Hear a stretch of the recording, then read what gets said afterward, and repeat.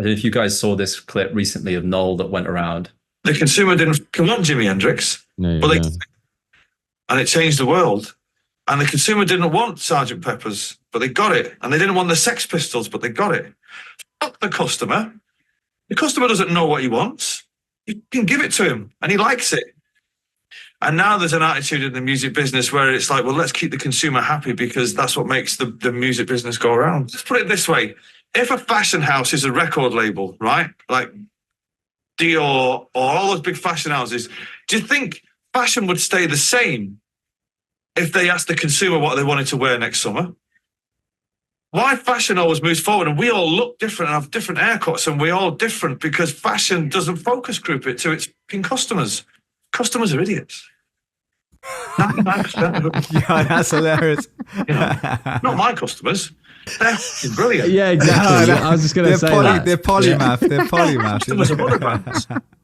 No, I was going to say that, like, the irony of that is like that attitude being broadcast is like, yeah, that's me. Like, I identify with the stuff that wasn't made for mass consumption. I'm different, right? It's like that attitude. Nobody watches that. It's like the Kanye West thing. If you're a fan of Kanye West, you're a fan of yourself. Do you remember that line? Welcome to another episode of Not Investment Advice. Boys, let's get straight into it. We got Jack Butcher, Trung Phan, Bilal Zaidi, and George Mack, part 2. It's actually not part 2. You've been on here before, so part 3 or 4. I can't remember by this point. So last week we started talking about UK versus USA, but we had a lot more to cover. So let's get straight into that. Then we're going to talk about Oasis, Glastonbury, all the good vibes. You said last time something about the US feels like your dad had a kid with another person or something like that.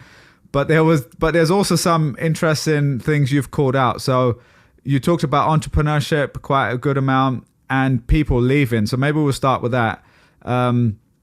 There's a guy called Daniel Priestley. You shared one of his threads with me. And he said the UK is expected to see an unprecedented net loss of 9,500 millionaires in 2024, second only to China worldwide. I don't know if that's adjusted for population, but maybe it's not even. And more than double the 4,200 who left the country last year, which was itself record-breaking following the exodus of 1,600 high net worth individuals in 2022. Long story short, people that have some money are leaving the UK, and there's one of those maps you've probably seen of people leaving different countries and going to other countries. I think the UAE, where I think it's okay to say you live there, right? Are we allowed to say this? Yeah, right. I'm there. Yeah. Yeah. Okay, so you've been in Dubai for a while. Has had an influx of people coming. Obviously, I'm sure taxes are part of that, but also many other reasons. So, wanted to get your take on that and everyone's take on the state of both the UK and US for this kind of movement of people in a more globalized world. So one of the craziest ones that I discovered recently on this specific topic related to entrepreneurship is that if you look at the top 10 university rankings in the world, it's always a toss up between America and the UK. Like we're always up there. It's around about equal depending on the year. America's slightly ahead of us. However, American students are 5 times more likely to start a business than British students. So we basically have the same intellectual hardware, but different software across the culture. And then you're also seeing more and more entrepreneurial Brits go abroad. I use the examples. If you look at, we've not had anywhere near the success the US has had from a tech perspective. The 2 standout companies would be Monzo and Revolut, are probably the most standout British iconic unicorns. And it was Tom Bloomfield, the founder of Monzo, that wrote the article about the British-American student gap that I originally found that from. But both of those 2 have had huge issues with the UK. Like the founder of Revolut is constantly dealing with a load of bureaucracy and bullshit that's making it hard for Revolut I don't even know what Revolut is. What is it? Oh, wow. Revolut's like, do you know what Monzo is? Is it a debit bank, card? right? Neobank? It's like a neobank. It's a neobank, and the UK really led a fintech wrapper. Is that right? Basically, yeah. And they were a few years ago. They were like the leading tech in the UK, and both the founder of Monzo has now left. He's part of Y Combinator now, and the founder of Revolut has had issues with the UK government as well, or like the regulation as well. So, but long story short, starting a business in the UK is harder than it is, in my opinion, than in the US. 100%. GDPR, mate, for starters. They allow all cookies might be. Mate, I sometimes use a VPN to watch iPlayer, and literally going on the internet with a VPN set to England is like being in a doctor's office. Yeah, it's the same. You got to sign I was a doing form. it this weekend. Every website you go on, I agree. Like, it's insanity, man. It's a lot of friction. Man. Yeah. Somebody wrote like some mini article on Twitter the other day that was like, there may be like a fork in the internet where there's an American internet or a rest of the world internet, and then there's an EU internet, and there are already different experiences, right? That based on regulation that's already been passed. Oh, Sam Lesson wrote that. Yeah, he said he basically said I'll summarize it, but Jack, that's a great article to bring up. Sam Lesson, early Facebook employee, now a VC, said something along the lines of, the U.S. economy has been ahead of the European economy for decades now, but because digital goods, zero marginal cost to transport, they get to use Google, get to use YouTube, get to use Facebook. And for ages, it was worth it for the tech companies to abide by, I mean, you even mentioned GDPR, right? And like a lot of facial recognition stuff, a lot of data protection stuff. It was totally fine.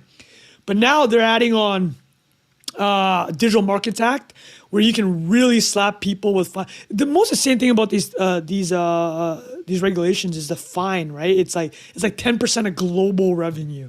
So like if you do something wrong, let's just say arbitrarily, let's take Apple. They're doing some app store stuff. Apple's not a fair necessarily the good guy player here, but I'm just talking game theory economics for them. Is like, are they going to operate in Europe, which accounts for 7% of their revenue, if they can get hit by bureaucrats in Brussels making up rules along the way? They have no real understanding of this technology. Again, not to defend Apple here. Apple's not necessarily a good actor in a lot of these cases, but you give 10% of global revenue for like some inscrutable bureaucratic like a code that was invented in the last 2 months. Yeah, it's crazy, dude. I will say, Trunk, did you see the Microsoft bundling thing though recently? Oh, against Team Slack?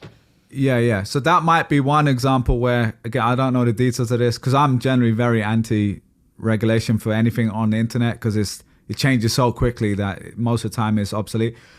Whereas someone like them, I think they're getting dinged in the EU for this because they essentially did the classic move of undercutting Slack, and they bundle it up, and then later once they take market share, they just ramp up the prices of the bundle. So that's a very complicated thing there, but that might be where actually they are doing things we're not doing here. But net, I think they're doing a lot of annoying shit, like GDPR alone. I mean, I work with digital marketing, so do you, George, I know, or you have in the past. Man, it's like just navigating that for several months is like bringing back bad flashbacks I don't even want to think about, because half the time you're worried you're going to get sued, essentially, because if you don't do some compliance stuff, you can get in trouble for that. And it's not really, you're not being proactive, you're just being defensive, you're having to fight off a bunch of regulation. Well, and that's their yeah, that was what you were saying. Sorry, I was just about to repeat what you said. That their entire mandate is to slow shit down. Yeah. Based on how they act. And the internet, what was this like beacon of access to other economies, like the value created on the internet, just exponential, obviously. I have this conversation all the time in the context of digital objects, right? Like people who, going back to our last episode where you talk about owning property on the internet or being able to transport your reputation around the internet cryptographically, like to say that doesn't have value or there's no value in owning that when you spend 10 hours a day on the internet.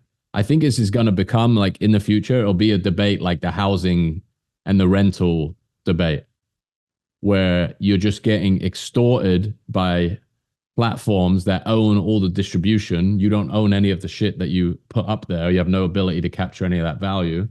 But at the moment in time where you're creating the most value, you're not aware of it, right? You're not thinking about what you own or what is being recorded that you can transport around. You're just like giving it to the platform because you're getting that short-term ad revenue or whatever it might be as a function of participating in that network. But I do think over time we'll come around to that idea of like, oh yeah, the internet is like the only viable place for a lot of people to make a living, especially with the way menial tasks will continue to be picked up by our AI overlord friends. It's like normalizing making money for like pissing about on the internet, I think is like a very socially important thing to figure out. Like whether that's playing games, posted on Twitter, whatever it is, it's just that stuff. Not even pissing about, just even doing regular work online is also sometimes looked down upon. I'm taking an extreme take on it. I'm just saying that like the transfer, like the EU or the UK or wherever, is like, if you like stand in the way of value being moved around the internet, you are debilitating your citizens. Yeah. You guys remember, sorry, George, I want to say one thing quickly just so we can laugh about it. You guys remember when the EU tried to create a Google alternative?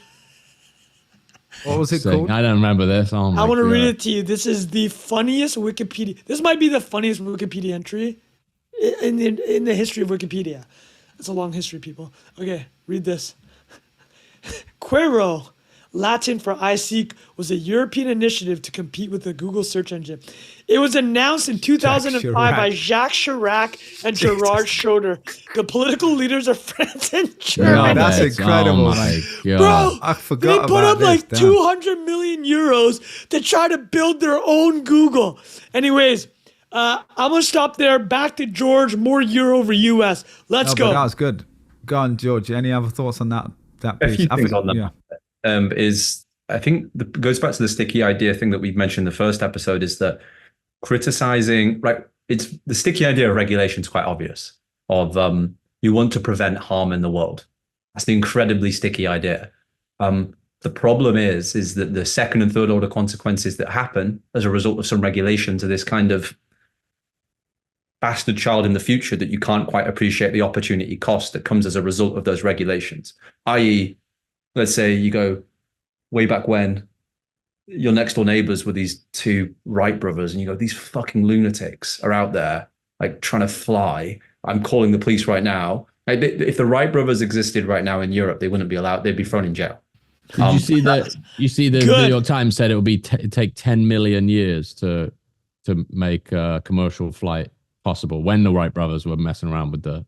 Well, the craziest thing is the Wright brothers themselves said it would take 1,000 years. One of them, like in peak frustration, it wasn't working. Was like, this is pointless moment, basically. Yeah, exactly that. The Wright brothers had it.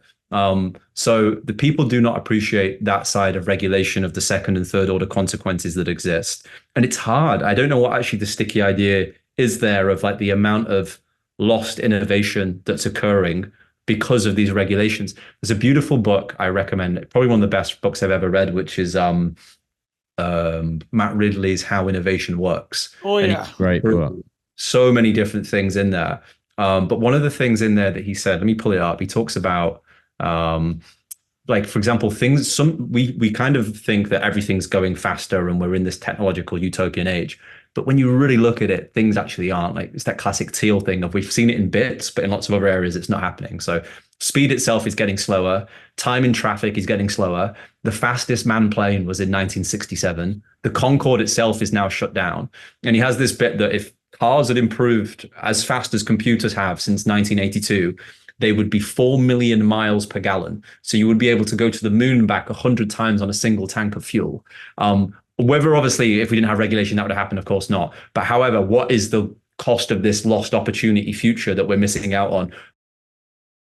Stick around and do things both online and in the real world. It's a fascinating question, but it's not a sticky idea because it doesn't exist. Whereas somebody doing something dodgy online immediately hits home. Someone can relate to a dating scam or a data harvesting thing. But it's a big problem, like, especially with the even the Apple regulation for Facebook. The amount of small businesses that probably got closed down because they lost 30% of their ROAS and can't operate at that level, versus the big corporates. Of course, we don't care. It made it worse for He will be loving that though.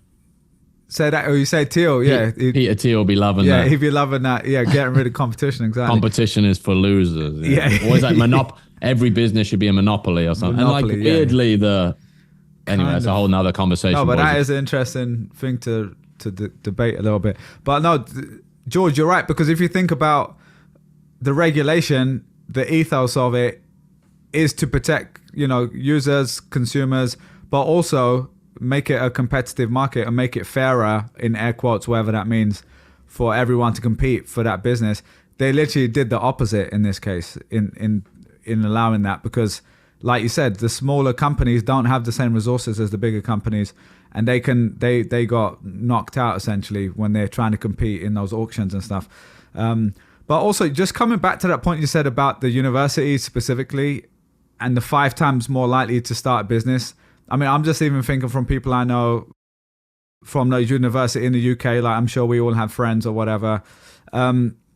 Just like when I was graduating, you guys tell me what it was like for you, but everyone who was in our class, it was, you're either trying to go into investment banking or you're trying to go into consultancy. Those were the 2 highest paying jobs. I remember going on that Milk Round, if you remember that website. They had all the graduate programs, and you would just sort by salary, and it'd be like Accenture, Citibank, whatever, right? And that was it. That you'd like, all right, let me apply for this. Salary. Yeah, that's literally what I was doing as well. I didn't know what else to do. That's what people do. Yeah. That's what you do when you graduate, right? And it's actually quite, if you think of it, it's like, I always thought about, I signed up for a NatWest bank account when I was about 11. And it was because they came to school and they gave us, they basically signed us up for life, right?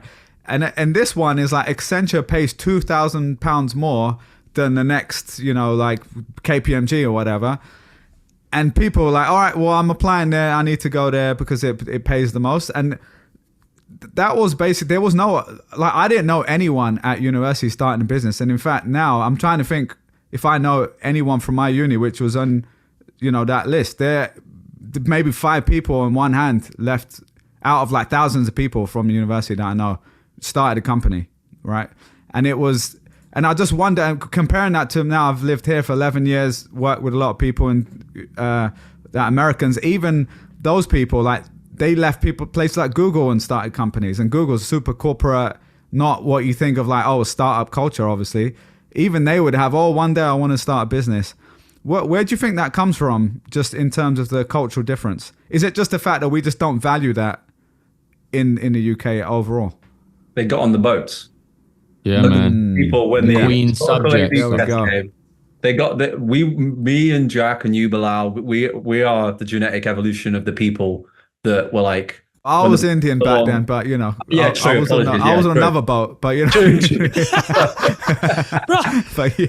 Wait, hold on. Were you on a boat or was this land? Was it easier for you to probably land? taking a flight, to be fair, but sorry, go ahead. Cool. You throw me off my steam then. Sorry. Threw me off my came steam. along to me and Jack, apologies. When they came along and said, there's this faraway land that's freedom, religious freedom, and you can start your own businesses. We were the ones who were like, that sounds ridiculous, we're staying here. Yeah. And the Americans were the ones who were like, yeah, let's fucking do it, man. And that attitude kind of still resembles. Yeah, what accent was that, bro? It's my American bro accent. It's like, okay, got it. Okay. Yeah, Got some work on that. People believe in me here. People believe in me here more than I believe in myself. It's true. Yeah, that's a great way to put it. That's a great summary. They're the ones who got on the boats. All right, fair. But all right, anyway, we could probably talk about this for ages. So I don't want to get it going too long. But anything else, Jack and Trung, on that part before we move on to others? Let me ask about culturally. George had mentioned last episode about how the funniest people he knows are British cats, but the stand-up comedian game is run by obviously a lot of Americans. I think the best example of this is probably like Ricky Gervais, who we all love, created The Office, right? And it's a huge cultural hit in The Office, even made its way to North America. And a pretty good stand-up too, but not at the level of a Chappelle. I think he's up there. I mean, I love his stuff. I'm saying like just. But when America, global appeal is probably not up there. Right, America gets its hand on The Office. If people remember this, the first episode of The Office, the US version, NBC's version, it's identical to the first episode of the British version. And Ricky Gervais, actually, he had a really keen insight. He told the NBC, because he's an executive producer on the US show, and he told them, is like, The first, people may not remember this because The Office ran for so long, was so successful. Michael Scott's character in the first half of the first season is very different than how he eventually became. The insight that Ricky Gervais has was that, and I don't know if this, I mean, you guys agree or disagree with me, but he said that the Ricky Gervais character, David Brent from the British show, was too much of a dunce in the sense of he literally never got anything right. It was always wrong. And with Michael Scott, he told NBC people, like, you got to give this guy a few W's. It's like America likes winners enough where they'll put up with this guy being a dunce in like 90% of his life, but you have to show him being competent at something. And if you actually watch The Office, there's a lot of YouTube videos about this. Michael Scott's an incredible salesman. He's an awful manager. Incredible salesman. Very gregarious, great with people, and it can close deals by really getting to know the clients. So my thought was, to you guys, maybe opine on that because I know everybody loves The Office. We can just crush The Office here. I know Jack loves The Office. And how does that fit into George's whole UK versus US thing? Does that sound plausible? So why don't we just pass off to George first since he's our honored guest. It's an interesting one. Like even the UK and the US office being A/B tested and representing different values. And also, I mean, Gervais picked up the check on both of them, right? So we did very well there. I think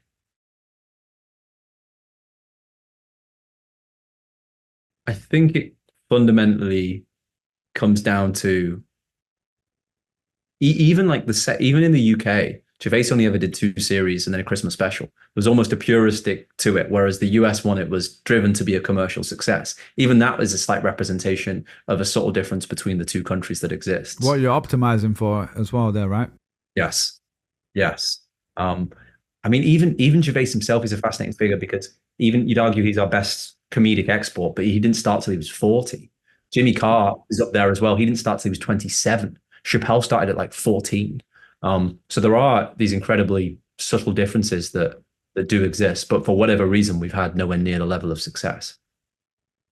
But I also music, think the British comedy, it doesn't translate in the same way to, I mean, I know lots of people love British comedy that aren't from the UK, but there's a subtlety to it. There's the straight face humor. There's the sarcasm, which is, and I know you actually mentioned this, Chris Rock once broke down the difference between American and British comedy, citing Ricky Gervais. He said, American humor is often loud. They shout to get their jokes across to everyone in the room. British humor is usually subtle.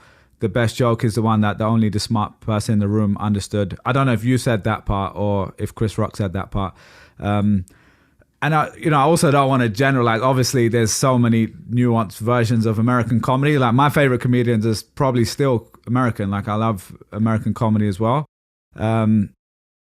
But you're like, I'm just thinking of even like Michael McIntyre, like these, or like Ramesh Ranjanathan, I think is his surname. He's hilarious. He was a teacher, like a maths teacher, and people are like, oh, you're pretty funny. And then he has become a comedian. But all of their humor is, I can't see always translating in the States. In the same way, football, soccer doesn't translate in the States. There's just differences the way what is appreciated, I guess. And I'm not even saying one's better than the other. It's just different. You guys remember Sean Locke, one of the GOATs as well? Incredible comedian. Yeah. Absolute ledge. R.I.P., man. I haven't seen his stuff. Like, what should I watch? He did a lot of 8 out of 10 cats. He was like one of the permanent panelists on that, like one of the team captains, I think.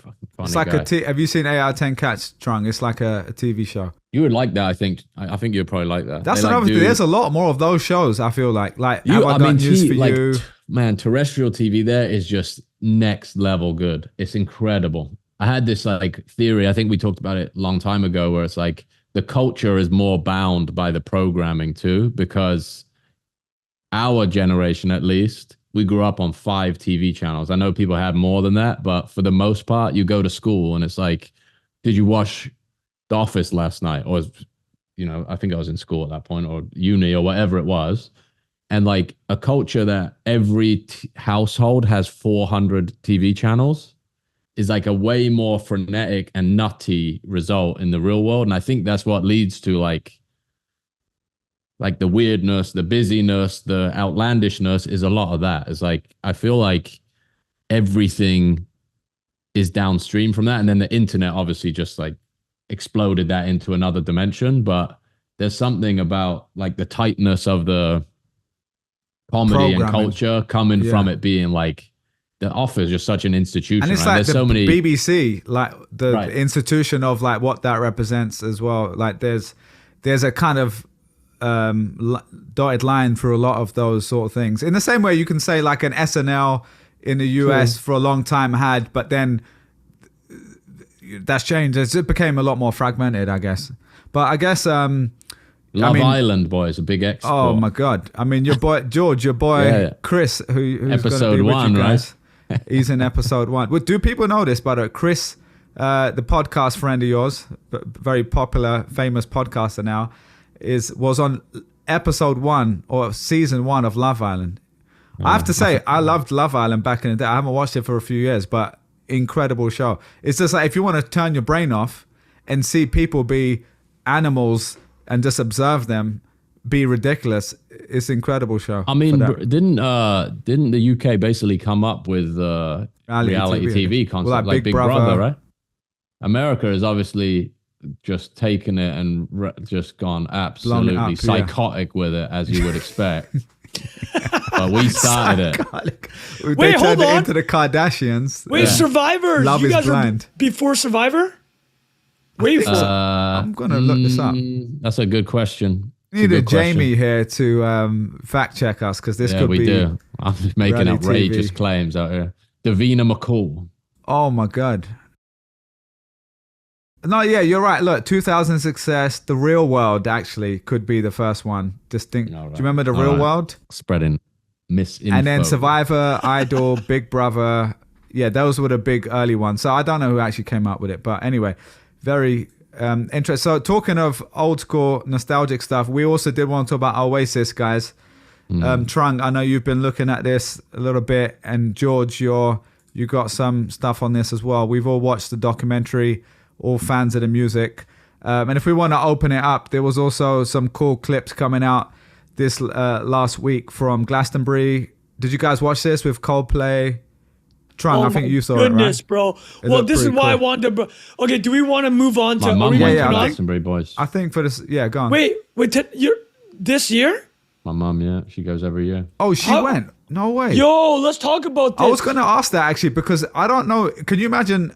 I don't know, because I haven't been to it, but Coachella, would a mum who... I don't know how old your mum is, but would they be going to Coachella or a...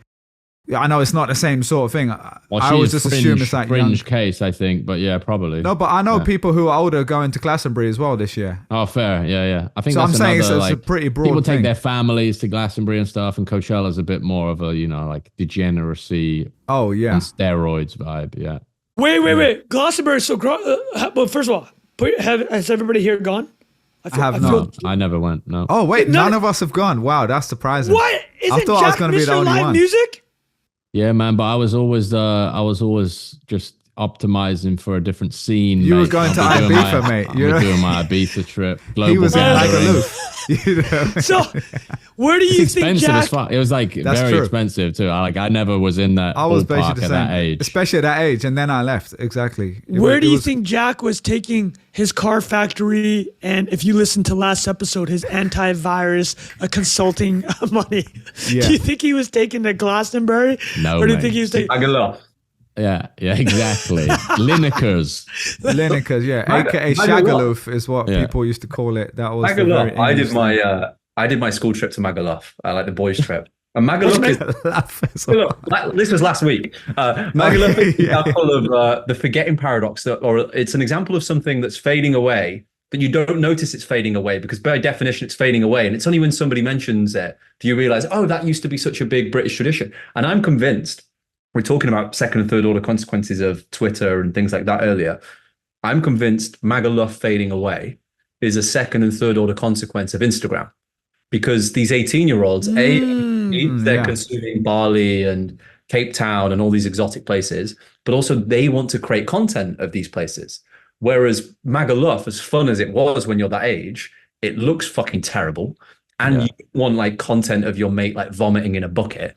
Like it's just Mate, it's so different what type of stuff people upload. That went viral on Twitter recently of like the first pictures you upload to Facebook. Maybe you just like dump 90 pictures from your digital camera onto Facebook. No editing, nothing, just carnage.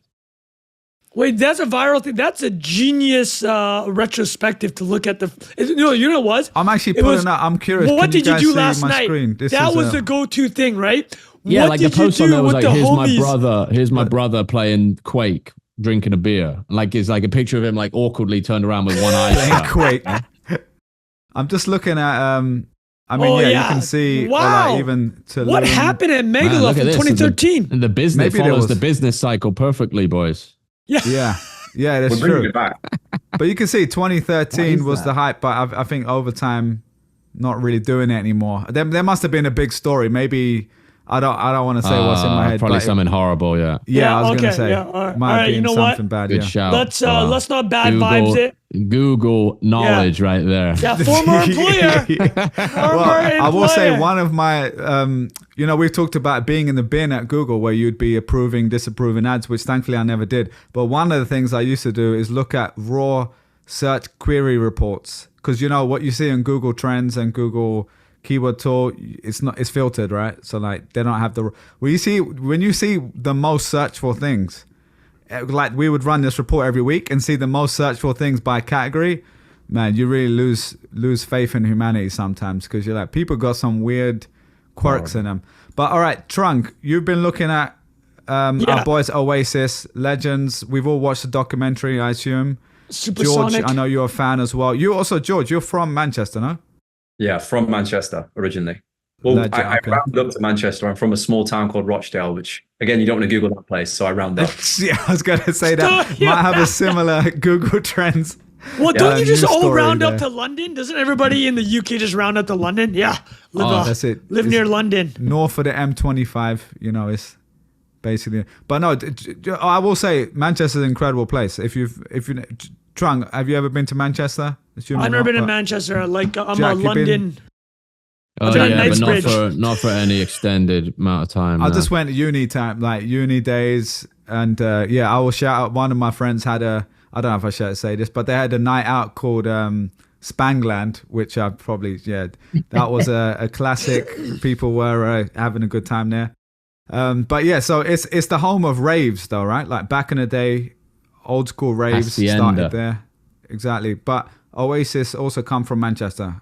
So let's tee it up. Let's give the listeners the reason we brought this up.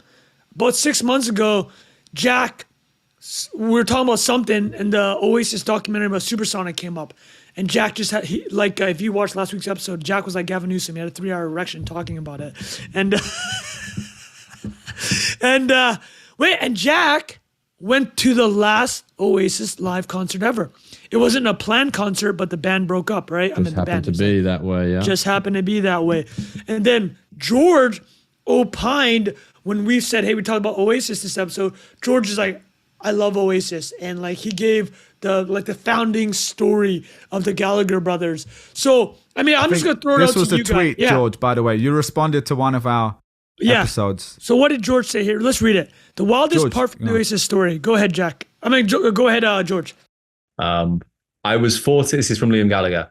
I was 14, 15, having a cigarette with my mates, and a few lads came down from another school, hoods up, and one of them whacked me on the head with a hammer. Liam detailed in the conversation. Not a big, massive mallet, one of those small ones. I ended up in hospital, and after that, I just started hearing music differently. And he talks about how beforehand he thought music was for weirdos and he used the politically incorrect word, which I would say. Very strange that basically Liam Gallagher's career was completely forked by getting hit on the head by a hammer. I love that you say he got it forked. No, but we also, there's so many parts. So like, you guys, I mean, George, you love Oasis. Okay, well, let me ask you guys, we talked about it previously. Do you love Oasis? Yes, it's like whenever I travel around a bit, was talking about this beforehand, and whenever I'm coming back into Manchester Airport, it just has to be done. All right, if I'm coming into Piccadilly Station, Oasis has to be played. So it's part of being from that terrain as well. But yeah, I do love Oasis. Are they the most famous people in the last 3 decades from Manchester? Good question. Probably a footballer, isn't it? David Beckham doesn't count because he's from Leytonstone. But yeah, I'd probably say so. Wow. Like even Wonderwall's got like 2 billion hits. It was also the time where that celebrity time was different, right? It was less fragmented. There was no Mr. Beast. There was no fragmentation of like Hawk Tour girls not getting a billion views. You're getting straight up like 10 pop stars. Explain how big these guys. I that's the thing. I don't think people realize how big Oasis was between 1994 and 1996. Like, can you give context? Like, they sold 70 million records, which is unfathomable nowadays. So, like, give us an idea of how big they are. And I love for all you guys just to crush on, because there's a Britpop era too, right? There's like Blur and Suede, and they just blew all these guys out the water. They were like Britain's answer to Nirvana in a way. Not very Blur different was type of sick music. too, though. I'm not gonna lie. Blur had them up. They had some bangers in there. So George, cook on that. So we obviously had the Liam Gallagher incident there. It then fast forwards a little bit where there's, I think I'm reading here, it's a guy called Paul McGeehan, Paul Arthurs, and the drummer Tony McCarroll, and they had a singer called Chris Hutton, and the band was called Rain. So what's interesting is the original Oasis didn't have the Gallagher brothers in. So Liam then joins, replaces the singer, and calls the band Oasis because of a poster in his room that had Oasis Leisure Centre as one of the venues. Which is where, George? Swindon. Correct. Damn. Wait, Which is what is where that? Jack is from. I used to go there every Friday night. Go ice skating there every Friday night. No, Oasis you Leisure used to Centre. go. Wait, You used to hold go on. there. Yeah. Oh my god, that's Wait, incredible. so Jack, is this why you I didn't love? realize this. Do No, you I had guys? no So wait, idea. I had no idea until like later I discovered that, like, you know, I don't know. Someone told me. No, but hold at one on, point, so but I had no does- idea there was a connection. does Jack Butcher and George Mack love Oasis so much because from the area? Is like people from Compton are like, oh my god, I love No. Tupac. I love It's Kendrick." universally. NWA. Okay, Yeah. This is not a misrepresentation of the. okay. Jack's I from think the everyone loves Wonderful. Like you can play that down the street here, people start singing it. I mean, you know, it's a famous world. They were famous song. huge. I mean, they're. It's going to be hard to. Top that level of density and culture, right? It's hard to find anybody who accelerated as fast as them as well. Like when you watch the documentary, the Supersonic one, of them essentially in council houses in the north of the UK, which I guess projects in the US, extremely poor parts of Manchester. And back then, Manchester was a lot rougher than it is today. And they go from that to just touring around to selling out. I think it's the largest gig in the world or the largest gig in the UK, like back to back, multiple nights running in 18 months. How many people? I Say- believe Was it $250,000 over a weekend, wasn't it? Something. Yeah. Just for them. It's not like Glastonbury where there's other for them. acts. Just for them. Unbelievable. I think they're selling that like over the phone or something too. I doubt there was. And that it's also much, when people bought CDs, like it was next Incredible. level. It was incredible, man. Yeah. You know, the best thing about, I think I said this last time when Trung asked, like, what's the takeaway from the documentary, and I think it is like relevant to everything we've talked about in the last episode and a bit. The documentary made it seem this way, that Noel was like, anytime you get interviewed by the media, tell them we're the best band in the world, and it will eventually be true. Like they're literally That's a reporting what sticky we idea say, right there. but it's a funny thing in that country and that culture to be outwardly declarative like that, right? very American. Very American thing to say, and like that was a really interesting edge, or that play. It's like it's definitely not chicken and egg, right? Because the music is, I think, objectively unbelievable over a long period of time, but that ascent in 18 months, or like the Overton window of what you can say on TV, that was another thing that they took advantage of. It's like a little Trumpian in their marketing, right? Where, do you remember there was an interview where they're like, do you think you're a bad role model for kids taking drugs? And he's like, you take drugs, you take drugs, you take drugs. Everybody watching this, like, just like pulled the veil off completely, like refused to participate in the like traditional way you would be expected to participate. Like, oh, thank you for having me on your show. I really appreciate it. They were just like totally cavalier in that respect. And I think obviously like young blokes loved that too, right? It was like it had that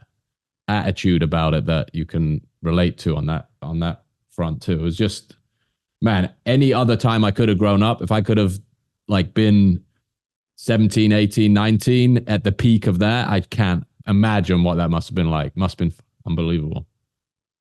George, lessons. Give us Oasis lessons. I mean, you have quite an interesting start we mentioned then, where it's kind of similar to Tesla in the UFC, that the original people weren't part of it, but then made it the thing that it is today. And you wouldn't associate Oasis without the Gallagher brothers, but technically when the band was called Rain, none of them were part of it. Then Liam comes in, but it's Noel who seemed to have no desire to be a musician or to be a singer-songwriter, because he was doing technical support, ends up coming in, but on the one stipulation that he has to write all the songs. Nobody else gets to write songs. So comes in very much like a Elon figure of like, it's my way or the fucking highway. Comes in, begins to create this music, gets picked up, I think it's a small little pub in Glasgow, gets picked up, blown up over the UK. But it's the second album, What's the Story, Morning Glory, that you just see them filming, recording it in this little house in the UK. And it's the definition of chaos theory. It's like they're recording Wonderwall one day because Noel's come up with it on the fly. Liam's got cocaine in. Then Noel's hit him over the head with a guitar. Then like they've ended up like, they record one of the best albums of all time, but it ends in like a fist fight. And it's just an argument for sometimes the best art does come from pure chaos. What about these two? Like what is I mean, so Noel's the older brother. They have another brother named Paul, I believe, but like he wasn't really super involved. It's like, so Noel and Liam, they go through this. There's some ESP going on, right? Like from the documentary that you explained, like I remember specifically the Champagne Supernova recording.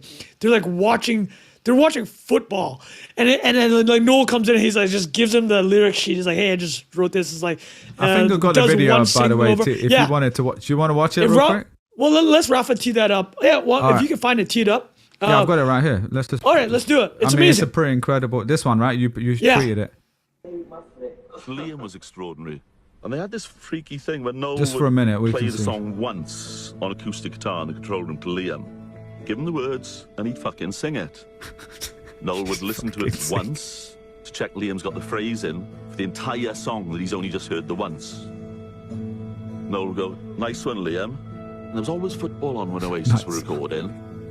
Noel would fuck off, Liam would just bang another 4 tracks down. This would be like 1 in the afternoon. Cup of tea, lead vocal, done. That's it. Fuck. You know, he's only heard the song once. 5 songs, 5 days, man. Fucking amazing. Slowly walking down the hall. So, I mean, these guys, I mean, the thing with the Beatles is, right? Beatles they obviously compared themselves to Beatles. Like Liam wore the John Lennon glasses everywhere. Didn't they say like we're gonna be bigger than the Beatles, some shit like that, right? And the Beatles famously came from Liverpool, right? And so my question is, the Beatles, they're like the archetype of the 10,000 hours. I think like they're in Gladwell's book. Like they spent 3 years in Hamburg in some shitty, dingy bar before they blew up. And they just had practiced so much together. But it didn't seem like Liam and Noel had done that. It's like, is this actually just, I mean, are they just like insanely that talented? Or was it the hammer? Like, what's going on here? Like, give me a lesson. What is the Twitter lesson? It's the hammer, baby. I don't know if there's like a fucking little tweet that summarizes it all, apart from I think sometimes you need a bit of fucking chaos in your life. I think if they would have been as orderly as other musicians, it wouldn't have worked. I do have some disagreements with the 10,000 hour rule, which we can come on to, but I do think they did put in their time, but also they didn't last that long. They produced 2 good albums, really, and then the rest of it wasn't that great, and then they've fallen out and not spoken 20 years. So pure chaos theory may produce great art, but not necessarily a great life. Yeah. Fair enough. Also, I will say, I want to call out on that song, one of my favorite songs of all time, to be honest. I didn't realize until Trung, you tweeted this, how ridiculous some of the lyrics are, though. Like they don't, it sounds like someone got hit in the head with a hammer. So just as an example, He said, well, slowly walking down the hall faster than a cannonball. Cannonball kind of quick, no? And then they're like, what does that mean? He goes, I don't know. But you telling me when 60,000 people are singing it, they don't know what it means. It means something different to every one of them. That's the fucking lesson there, man. This guy is a fucking great blagger. Well, you're talking about sticky ideas. One of George's ideas that we didn't get to speak about is a great salesperson. They don't look like a great salesperson, and a great marketer doesn't look like a great marketer. They are both in that, because he's just off his head, and he's like, I don't care. I mean, anyone who's ever created anything artistic or creative, that is what it's about. Sometimes you're just like, okay, I'm going off, and your personality comes through in it, and people are like, what does it even mean? And it's like, it means whatever you want it to mean. You know what I mean? So that's I mean, Kanye said it in the song as well. Wait, what did Bilal say? A cannonball is kind of quick, isn't it? Wait, hold on a second. I was like, wait a minute. Slowly walking down the hall. I mean, incredible. I sing that in the sauna once a week at least. I go in the sauna, give one quick play thought. Oasis. But then we can touch on what Bilal brought about the salesman marketer, because I think it's very germane to this conversation. But something George said last week, so check out episode 1 of this holiday special, NIA holiday special. The first episode, George was talking about sticky ideas, right? And he used Mack as example of, again, apolitical, but just a great vessel to transmit something, or how Jack said about Nassim Taleb, zipping ideas in and out, right? Like compressing an idea. I think the beauty about Champagne Supernova and Wonderwall, those words mean nothing. Like they have some association. Like Wonderwall, I believe, was the name after a film that George Harrison, one of the Beatles, had scored in the 70s. So that was a relationship. But Wonderwall means nothing. Well, the word itself means nothing. It's like pretty much a blank slate that you can just apply yourself to, and a kind of any individual can feel Wonderwall-y or whatever, right? Champagne Supernova is very similar. Wonderwall-y. Champagne Supernova sounds like it means something. I hear it in my mind, it looks like a celebration, but I'm sure it can be different for other people. So I'd like to throw that to George, his thoughts about those two song titles, because those were the biggest songs on that album. Sold 22 million records, which is unfathomable nowadays. And then maybe some salesman marketer stuff where you would think, Don't Look Back in Anger is the other one, right? Is that the name of the song itself, or is... For the album? Yeah. I think that's on. That one's a little bit more descriptive, I guess. And then, George, we want to tee you up with both that's related. You talked about the best salesperson never looks like a salesperson, best marketing never looks like marketing. And then similarly, you said normal behavior is forgotten, only weird behavior survives. I think both of them are kind of relevant here. Yeah, I mean, looping all those points in. So I think first off, Trung, on the sticky ideas point and like owning a category. I mean, probably one of the profound takeaways, going back to what you mentioned earlier, actually, of like what's the tweet from Oasis, is you can create beautiful things via such simplicity. And one of my friends, he was trying to explain to me, he's a very good guitarist, and we're chatting about Oasis, and he was saying their music is the simplest music I've ever played on a guitar. Like it's the guy on the left. They've managed to be the guy on the left, and it's of the midwit meme. And as a result, we go back to the sticky idea previously, it can spread so much faster as a result. So I think that's probably one of the takeaways there. Bilal, on your point of the sales marketing thing, I think Noel Gallagher is probably a great example of that. One of the best salesperson doesn't look like a salesperson.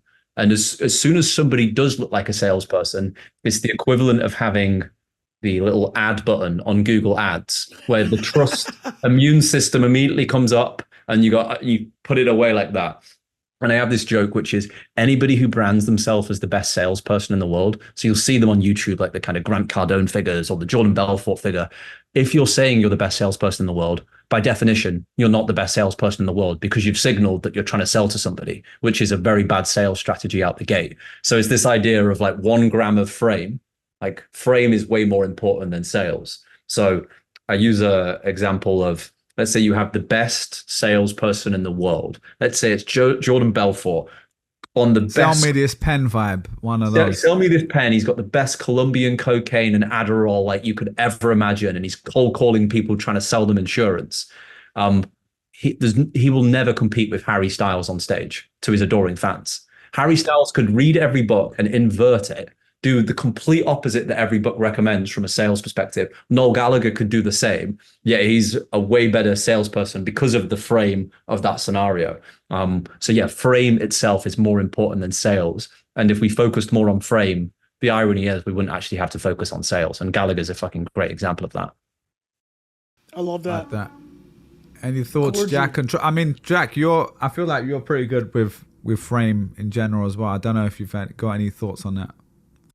Yeah, I mean, the summary of it, just based on even what they showed in that film, is make it look completely effortless, right? Like it's very clear that like they were both consumed by it and it meant everything to them. But like whenever they came to present it to the world, it was just like it flows out of you, right? Like the sacrifice they made to do it was clearly massive, but at the same time, it was like this effortless, like if you asked them to explain anything, it's like, no, I'm not explaining it. It's just great.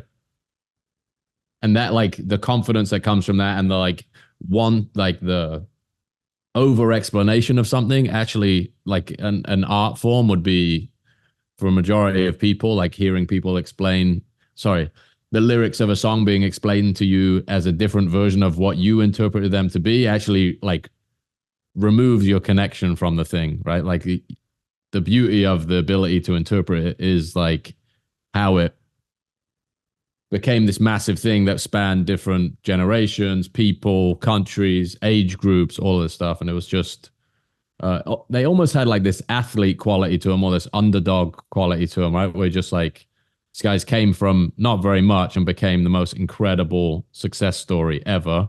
You're just rooting for them. And the more they like, I guess the more they fall out, or that became an intriguing part of the story too, that they weren't like these hyper polished pop stars too, right? That I think that part of their reputation was really appealing too. It was like the chaos of it, as George said. But like, I don't even think you have like music, even the process of music is so much more managed now, right? Like they were kind of the last breed of the like unmanageable music stars. Like the coordination required to get a band that big now is very different than it was then, which was make great songs, they get on the radio, and you're away. Speaking of manageability, Noel Gallagher has a great line. He's like, one of the few people that fame is not wasted on is Kanye West. So he's just that's funny. Because he's a huge Kanye fan, right? I think, well, this That's is what a I good mean. way Like, of putting it. Sorry. Say it again. Yeah, Say that one more time. One of the Fame few is people not that lost on fame Kanye. is not wasted on is Kanye. I Like, mean, yeah, he's we've seen doing, his Instagram. He's using Yeah. it, yeah. You know? he's doing the fame. Like, if you're gonna be famous, just own it. Like, just own it. So, a couple of things that I'd like to get into about Oasis is their funny beef with Radiohead, because I think they call them fucking students. And then whenever there's somebody asked Liam Gallagher, asked Noel Gallagher, is everyone get back with his brother? And then he's like, to make some melancholy songs. He's like, I don't know, let Tom York make those fucking melancholy songs. But what is the beef with Oasis and Radiohead, if you guys are familiar with it? And can you give us a sense of, did you guys like Radiohead in the 90s and how different they are from Oasis? Because I think this juxtaposition is quite interesting. Radiohead is obviously massive critical darlings, changed tunes with every album and had a little bit more longevity. So any thoughts on that? You guys go. I'm pulling up a clip. All right, beautiful. I never, like, this is maybe get me crucified, but I never was a massive Radiohead fan. Like, they have obviously some great songs, and I think the critical response to it is the point, right? Is like they were very admired by the musical establishment, I guess, or like they're very much more. Yeah, it's almost like the art world, in that you have these people appreciated for their technique and the history and the references that they make, and then you just have people that make these breakout commercial hits that everybody wants to listen to in the pub.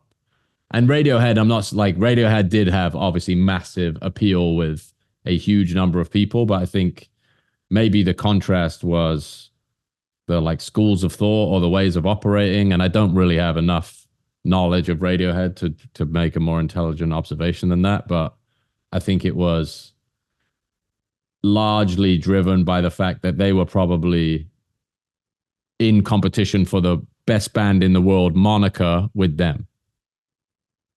They're in the mix.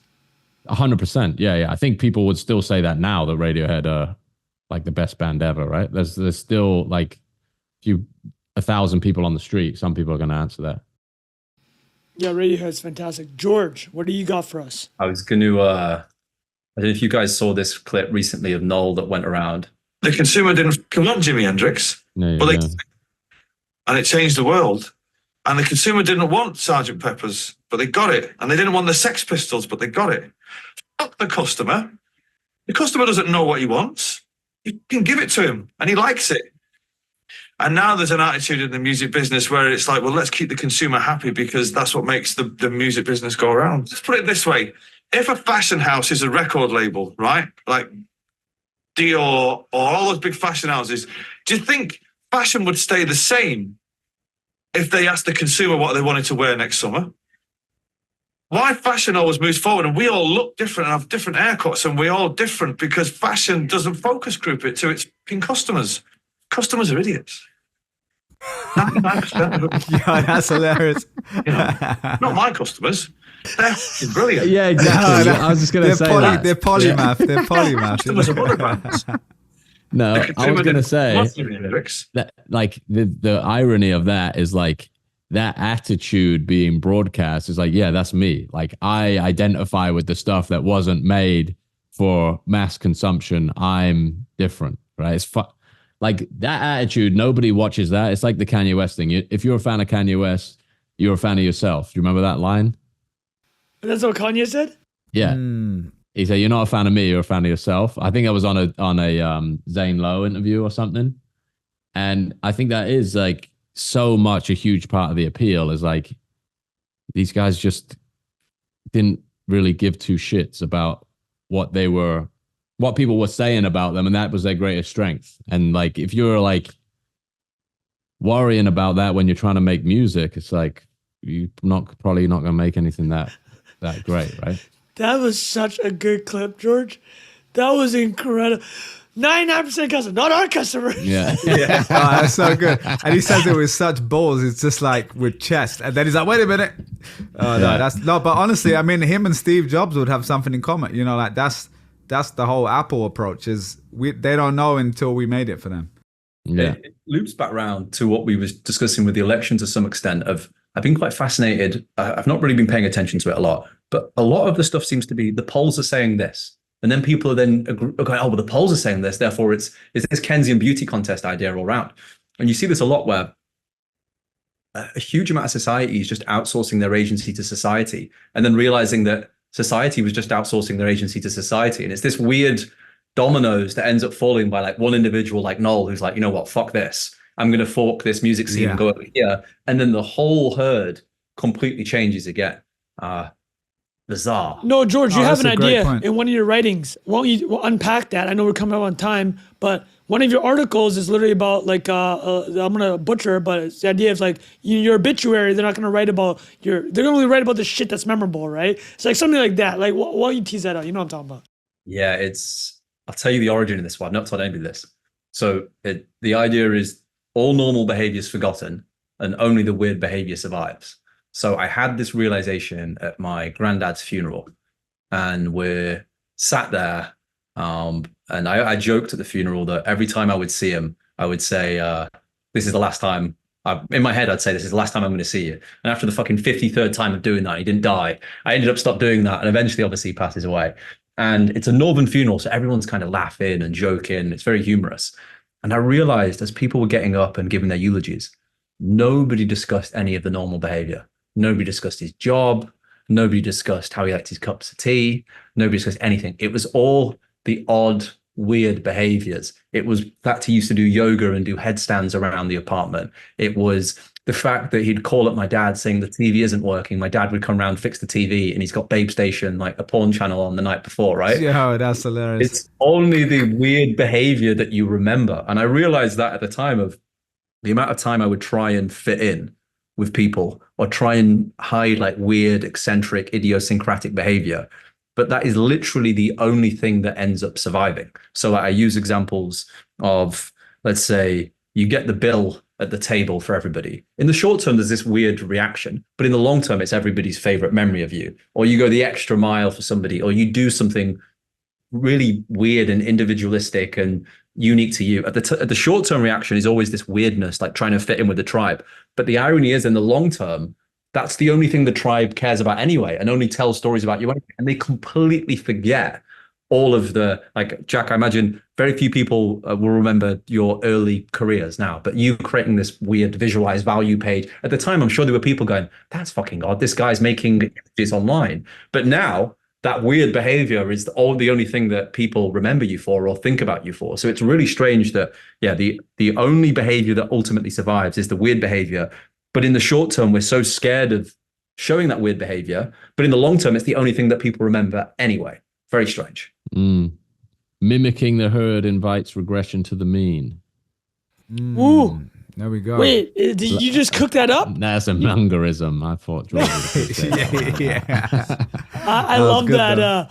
Are there any of the greatest hits from Mack that we haven't touched on? I had that one flagged as well, so you just touched on that. Normal, Yeah, we Babe, touched the Forgotten. shit out of that one. Oh, I mean, That was good. We touched it, baby. I love, there's probably a lot of Americans Googling what Babe Station is right now, which is fantastic. Yeah. There's also this one that I thought was just funny that I was supposed to share really, but I never did, just to wrap things up, linking back to the first ep of 2022's new current things. So what was fascinating about this bit of data is out of all the current things, and you can see it here for people that are listening to this, it's the 2022 search trends. So you see these spikes and then things disappear. And it's beautiful to see this ripple of human consciousness of trends that come up and then completely disappear. So Trung mentioned the Will Smith one. It rips like this, a huge bull market, and then the bear market, the greed index begins to rip.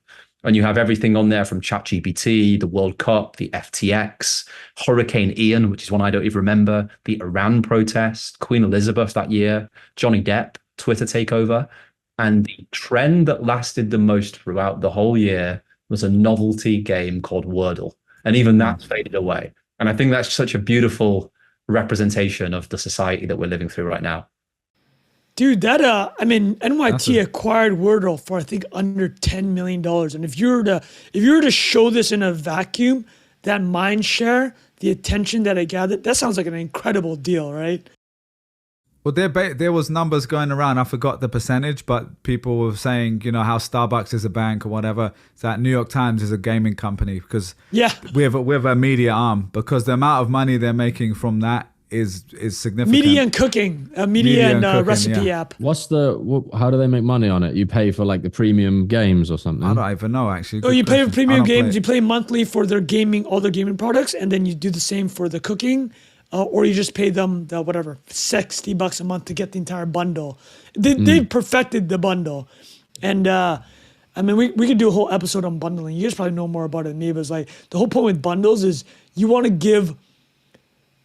There's like super fans for products, but you're not really optimizing for them. You're optimizing for the mid, and you're just kind of giving them enough of everything. It feels like good value. You know what I mean? Exactly. Yeah. Well, that was great. Oh man. Anything else, boys, before we wrap it up? That was great. I know we've been going for a while here, but great to have you on again, George. Always fun. Trung and I are jealous you guys will be hanging out in person, listening to country music this week. That'll be good. Well, let me wrap up, tie this all together to bow with something that's very George Mack relevant. We've been recording now for Inside Base for listeners. We did back-to-back episodes because we're all going to be on vacation. We want to make sure we're still feeding you guys some good content. But we did back-to-back episodes. So we've been sitting here for 2.5 hours now. My energy levels have not changed. And this is a George Mack special. He's got something, George, I'm going to Treadmill. butcher. It's, what is it? The Treadmill Friends versus Couch Friends. So, And yeah. please explain what that means. And I'm just going to say I'm feeling quite energetic and treadmilled right now. And Jack's So, like, no, I need to go lay on the couch right now. Yeah. What are you talking about? Yeah, go on. Yeah. The concept was I went for dinner with a friend once and I couldn't fucking sleep till 4 a.m. because I had just so much energy. And I said, I need to go on a treadmill just to burn off the energy.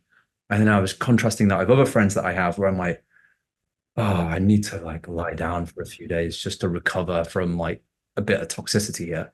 And essentially came up with the sticky idea or the meme of you have treadmill friends and you have sofa friends. And it's weird, like everybody I speak to can immediately kind of bucket people into that, into those categories immediately. So yeah, you've got sofa friends, treadmill friends, and then sometimes crack cocaine friends as well. Literally. The flower But, shirt.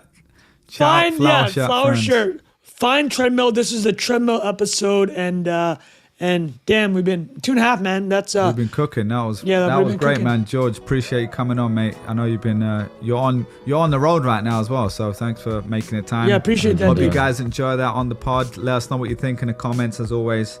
And we will see you guys on the next one. Cheers. Bye bye. Peace.